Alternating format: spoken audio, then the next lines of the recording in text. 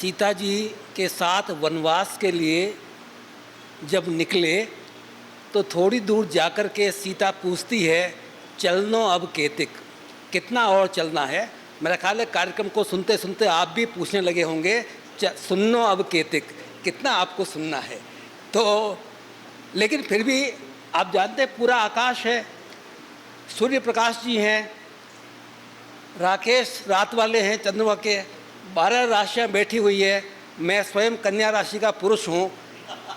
तो आप सोच सकते हैं कि इतना तो होना ही है, इतना चलना ही है। लेकिन फिर भी बहुत संक्षेप में बात अपने कहूँगा।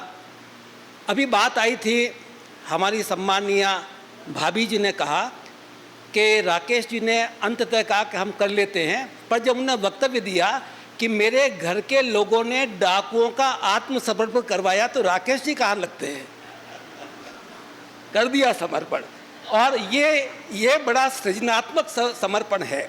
वरना पत्नियां तो आप देखती हैं कि अगर ये अलमारी किताबों की खाली कर दो तो इसमें ये सामान रख दें, और ये पत्नी ऐसी है जो कह रही कि इसमें किताबें रख दो, मैं अपना सामान निकाल लेती हूँ।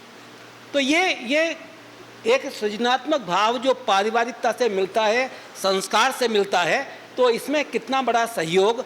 और सामान्यतया धन को दूसरी चीज़ों में खर्च करने की आदत होती है, लेकिन यहाँ अपने पति के समूचे कृतित्व को लेकर के और बात की जा रही है, चाहे धन खर्च हो जाए, समय खर्च हो जाए, लेकिन ये बहुत बड़ा समर्पण है।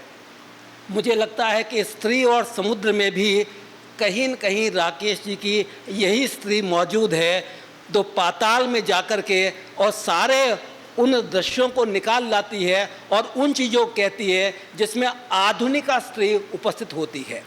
परंपरा के पोषक ये रहे ही नहीं, मैं तो देखता ही नहीं। हाँ, वही व्यक्ति और वही सर्जक बड़ा होता है जो इतिहास को काम की चीज़ों के साथ आज के समय ले आता है और आगे तक ले जाने की चेष्टा होती है। आप चाहे राहुल सांकृत्यायन को देख लीजिए, 6000 साल का इतिहास, लेकिन अपने समय में कहते हैं भागो नहीं, दुनिया को बदलो। आप देखें निराला को अभाव तो किसका नहीं होता। राकेश जी की टपरी जो पिताजी की है वो बंधी हुई है पॉलीथीन से, लेकिन अभाव को स्वभाव नहीं बनाया, बल्कि उस अभाव में भी कुछ देने की चेष्टा की। तो ये दुखों का रोना, मैं कोरोना की बात नहीं कह रहा हूँ, दुखों का रोना या कोरोना का रोना, इसके बीच जिंदगी कितना आकार लेती है, ये तो मैं जब इस किताब का वो विमोचन हो रहा था तो मेरी इच्छा थी इस किताब को यूँ न दिखाया जाए, यूँ भी दिखाया जाए कि कोरोना के बावजूद भी किताब कितनी मोटी हो सकती है। तो ये एक विशेषता उनकी रही। अब राकेश जी के लिए आप सोचिए कि जैसे अजान होती है या अपने यहाँ मंदिर की घंटी बजती है और सारे के सारे भक्त निकल आते हैं, 104 लोग तो निकल आए, चौक में आ गए और आज़ाद चौक में इस सृजन यज्ञ को पूरा कर रहे हैं। ये कोई सामान्य बात नहीं है। आज के समय लिखने वाला कौन है और खास तौर से किसी व्यक्ति के लिखने वाला कौन है, तो ये एक बहुत बड़ी बात है और उसके पीछे बहुत सारी चीज़ें हैं। मैं तो चला गया चेन्नई, लेकिन चेन्नई से रहते हुए संवाद हुआ, तो आप देखिए मेरा गौरव की बात है कि मैं इस स्थान से और इस स्थान के गांधी से, इस स्थान से जो राष्ट्रभाषा का उच्चार हुआ, दक्षिण भारत में 4 संस्थाएं 4 स्थानों पर लगी, और मैं वहाँ जब इस हिंदी के प्रसार को देखता हूँ तो मुझे इंदौर और चेन्नई के बीच लगता है कि बहुत अच्छी गति के साथ आज 100 साल पूरे हो गए हैं, लेकिन संपर्क बना हुआ है। तो ये हिंदी की ज़मीन यदि तमिलनाडु में उगी हुई है और उसके लिए इस संस्था को याद किया जाता है, ये अपने आप में बड़ी बात है। लेकिन वीणा को जो संस्कार दिया, मैं ये नहीं कहता पुराने लोगों ने न दिया या पुराने लोगों के योगदान नहीं है, पर वीणा को अपने मोहल्ले से निकाल करके अंतर्राष्ट्रीय स्तर पर प्रवासी दुनिया तक ले जाना, जहाँ एटलांटिक की लहरें भी इंदौर की इस जन्मभूमि से, इंदौर की भूमि से मिलती रहे, ये बहुत बड़ी बात है। फिर आप देखिए कि जीवन की लय गीतों में किस प्रकार से आए और टूटे फूटे गीतों में भी जीवन की लय की दरकार हो, ये इनकी अपेक्षा रही है। जब गीतों का अंक निकाला तो आप जानते इतना बड़ा अंक निकला है और इतनी समग्रता के साथ निकला है तो अपने को लगता है ये बड़ा काम है।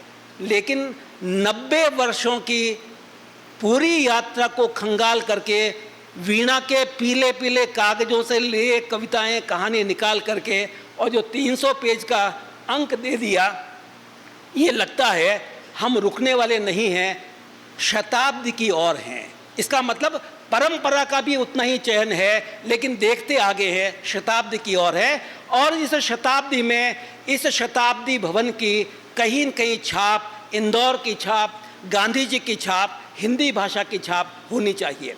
और केवल हिंदी की चिंता नहीं है, ये तो राजभाषा अधिकारी रहे तो उनके पास तो अनुवाद का काम था, पर अनुवाद तो दफ्तर में ही करते रहे, संवाद हम लोगों से करते रहे, विवाद भी छोटे मोटे होते रहते हैं। लेकिन इन सब के बीच में ये तय किया गया कि हिंदी का व्याकरण किस प्रकार से रखा जाए ताकि मानक रूप से में भी और लोक प्रचलन के हिसाब से भी एक सरल हिंदी, व्यापक हिंदी, किताबों की हिंदी और जनता की हिंदी किस प्रकार से सुव्यवस्थित हो। तो ये बहुत सारी चीज़ें हैं जो निष्ठा के साथ इसमें मौजूद हैं। मैं तो कभी कभी सोचता हूँ, जैसे बिटिया ने कहा वो मिफिन के लिए, कुछ श्वान के लिए, वो श्वान तो सफ़ेद वाला है और बड़ा प्यारा है वैसे, लेकिन मुझे लगता है कि इनकी पौराणिकता में वो जो युधिष्ठिर के साथ, उनके भाइयों के साथ श्वान गया था स्वर्ग में, और आज जो पूस की रात का श्वान है वो संवेदना कहीं न कहीं मौजूद है, अपने आप में बड़ी बात होती है। इसीलिए इनके जो कथन होते हैं, इनकी जो स्त्री और समुद्र में जिस पौराणिक मिथकों को लेकर के कहा गया है, ये मिथक आज के समय में जीवंत होते हैं, नया रूप लेते हैं।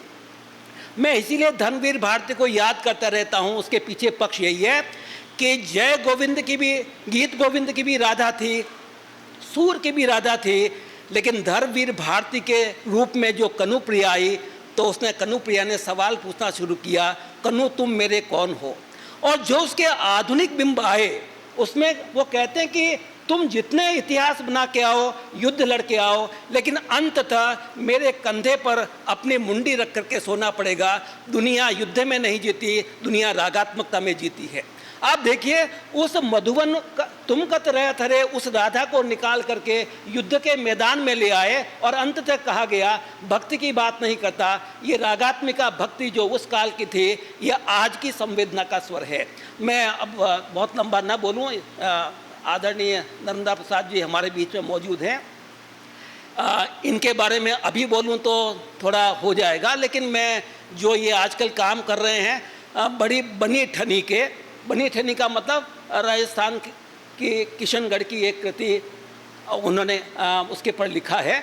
मुझे लगता है कि आज आधुनिकता के साथ उन चीज़ों को उभारना, इतिहास के लालित्य के साथ नए रूप में कहना, ये बहुत बड़ी बात है। ये राकेश जी भी इसी रूप में विचारधाराओं के पोषक न होकर के, विचारधाराओं को नेपथ्य में रख करके और जो वीणा की प्रकृति है उसके अनुरूप उसका संपादन कर रहे हैं। मैं इनको बहुत बहुत बधाई देता हूँ, शुभकामनाएं करता हूँ। हमारे लिए बहुत लंबे समय तक सर्जक के रूप में जीवित रहे, हम सबका संपादन करते रहें। धन्यवाद। बहुत बहुत धन्यवाद आदरणीय आच्छा जी। और आदरणीय BL आच्छा जी ने हमेशा की तरह, जैसे एक वरिष्ठ और अनुभवी परिवारजन होते हैं, उसी प्रकार से इस पूरे परिवार पर जो एक कौतुक की थाप दी है, उससे परंपराओं पर एक बार फिर से हम सभी का विश्वास दृढ़ हो जाता है। और अब मैं ससम्मान मंच पर आमंत्रित करूंगी, जैसे आच्छा जी ने एक बार उद्घोषणा कर ही दी है, आदरणीय डॉक्टर नर्मदा प्रसाद उपाध्याय जी को, जो कि कार्यक्रम के मुख्य अतिथि हैं, कृपया मंच पर पधारें और अपने आशीर्वचन और मार्गदर्शन और सुचिंतित